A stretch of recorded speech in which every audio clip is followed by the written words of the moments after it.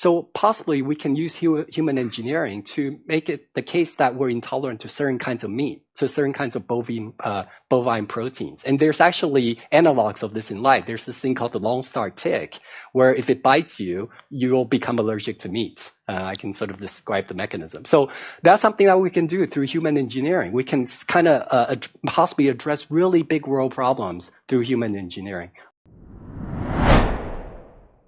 The CIA is and Fauci. They were the head. Fauci was the head of the DARPA's bioweapons program, and the big thing is you create these viruses, and then you create a vaccine so to counter them, and that's what COVID kind of turned out to be. But there was more to it than that, but that's definitely what it was. And so they've also invented, it's come to everybody's attention, and that Lyme disease was also invented in a lab and put in ticks. And as Dylan Radigan told us on this show, he was bitten by a tick that made him allergic to red meat. And that's another bioweapon. So so if you're in a war and the soldiers get bitten by a tick that makes them allergic to red meat, they get violently ill when they try to eat, and then they die. And then so that's how you win that war. So I just want to show you this because there's a lot of stuff happening right now with these ticks. And this is from Tucker Carlson's network. The cases of Lyme disease are going up. The CDC estimates there are 500,000 cases a year. That's on average 1,300 people a day. Where do we think this came from? Lyme disease wasn't a problem till the peak of the biological weapons program in the U.S., the mid-'70s.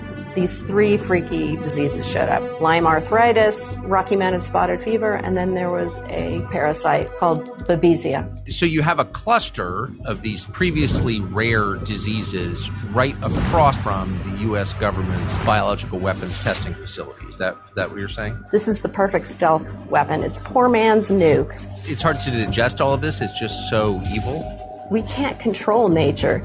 And if we're going to play God and make these new germs inside ticks, there could be blowback, unintended consequences, and that's what I believe could happen. So that's a definite. There's no, but what's people are reporting recently is that this has been ramped up and that they're being dropped in fields and farmland across America, millions of ticks in boxes. And here's a bit of a video of one of them. I'm out here mushroom hunting, and I found, there it is right there, the tick box. I'm not going to touch it because there's ticks all over that thing. I know there is. Look at them crawling out of it. Millions of them. You can see.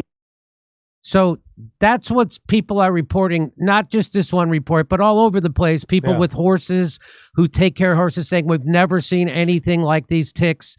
And here is someone saying that they think it's coming. They caught a helicopter dropping this stuff. Let's watch. We have no clue who these people are, or what they're doing, but they're on our fucking top field.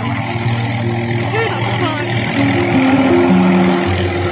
What are y'all even doing? No, not you.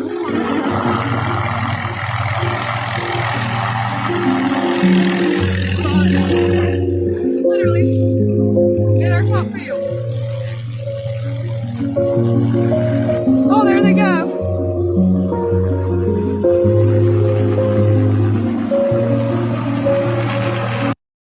So that was back two times they made that trip to that farm. And I just want to let people know, in case you think this is crazy, Robert Malone, who was the doctor we brought on this show at the beginning of COVID, and everything he said about the vaccine and COVID turned out to be 100% correct, which is why the establishment Big Pharma bought media had to discredit him. But he owned several vaccine patents, and he developed the mRNA platform, not the COVID vaccine, but the platform that was built on.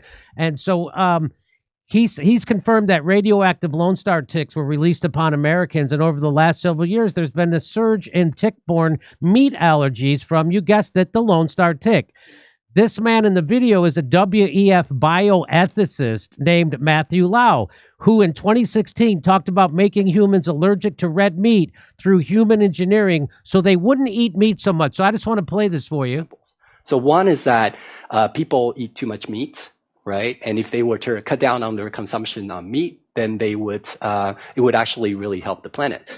But people are not willing to give up meat. Yeah, some people will be willing to, but other people, they may be willing to, but they have a weakness of will. They say, wow, this steak is just too juicy. I can't do it. I'm one of those, by the way. So, but so here's the thought, right? So it turns out that we know a lot about, we have these intolerance to, for example, I have milk intolerance. And some people are intolerant to crayfish. So possibly we can use human engineering to make it the case that we're intolerant to certain kinds of meat, to certain kinds of bovine proteins. And there's actually analogs of this in life. There's this thing called the Lone Star tick, where if it bites you, you'll become allergic to meat. I can sort of describe the mechanism. So that's something that we can do through human engineering. We can kind of possibly address really big world problems through human engineering.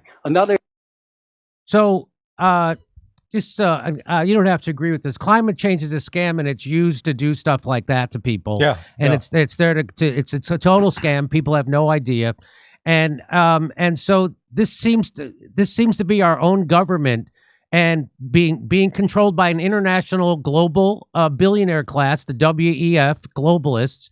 And those are the people who really run things. Your congressmen don't run things. Your president has a boss, which is obvious through this Iran war. And some of the bosses are people like Bill Gates, right? So now Bill Gates funded research into genetically engineered cattle ticks. Now 450,000 Americans have red meat allergies from alpha-gal syndrome caused by tick bites. And I like this meme. How does a guy to block the sun, cover your organic fruit in film, insert fake meat into the supply chain, bioengineer mosquitoes to release vaccines without anyone's consent or approval, and not be called a supervillain? So what the hell is going on, Larry? Why is our own government and the billionaire class at war with people? What is the point of this, them doing this, besides bioweapons to be used in war? Why are they inflicting it on our own population? Well, again, it gets to the heart. You always go back to the money. I always say, follow the money. And, the fact that this entire industry that's been built around, we can't figure out, is it global warming, or is it global cooling, or is it global climate change? I grew up recognizing that, climate changes. It's a dynamic system. It's not a static system. But this attempt to engineer it, and let's add another dimension to this. Why did the CIA and the Department of Defense have over 20 biolabs in Ukraine? What were they doing? And again, it goes along with this line. If you can genetically engineer things that it can damage a target and target a particular population.